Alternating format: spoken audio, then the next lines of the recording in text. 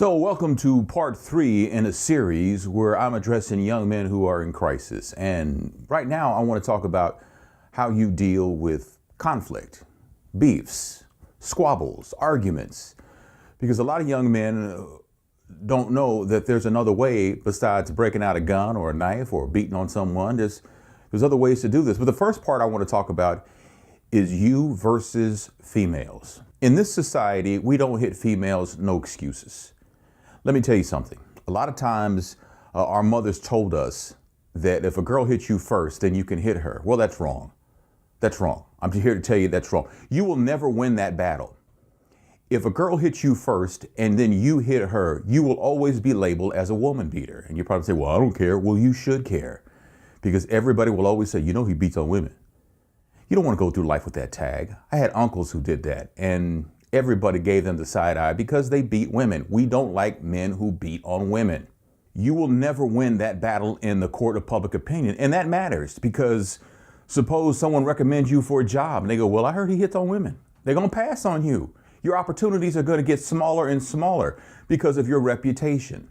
So live to see another day of freedom by not hitting women. If a woman is chastising you, she's making fun of you, she's clowning on you, either when you're by yourself with her or when you're in with a crowd of people, walk away. Walk away. The bigger person walks away, and you have to be the bigger person. You have to demonstrate, not only to everybody else, but to yourself, that you are in control. Lashing out physically at anybody, women included, doesn't show that you are in control. And you have to be in control to move on with life. Now, the second thing you need to know is that you and some guys may have arguments from time to time.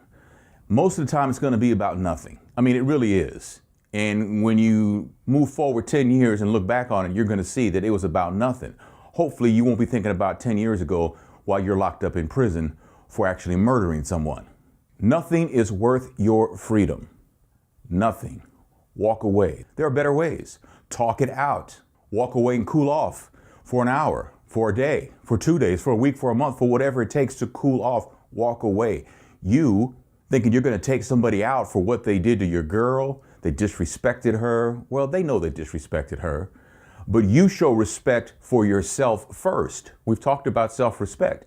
Your respect for yourself is first, not to put yourself in a situation where you're going to end up serving time. You don't want to do that. Plus, you don't know if they're going to come out of a bag on you. You don't know.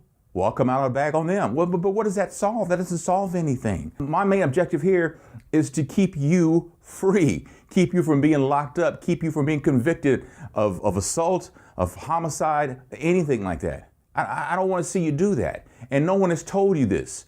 So I'm telling you this, that you need to realize the big picture. My father used to always say, what's the big picture? The big picture is this: when it comes to you and conflict, if you don't deal with it, it's gonna get you locked up.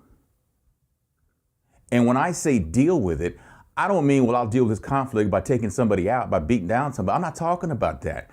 I am talking about you resolving a conflict without it escalating to the point where it gets physical. The biggest thing you can do is to think this out.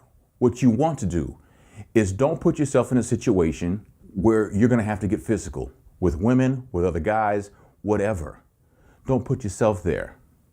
The second thing is, if you're hanging out and one of your boys gets into a conflict, it ain't time to throw down. It's time to be the peacemaker. It's time for you to reason with your boy and tell him, look, man, this ain't something we need to be doing.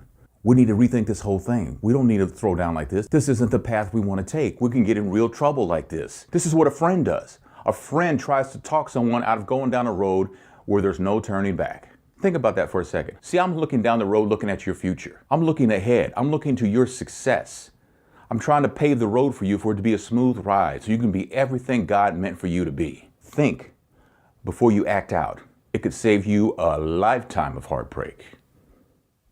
I'll see you next week.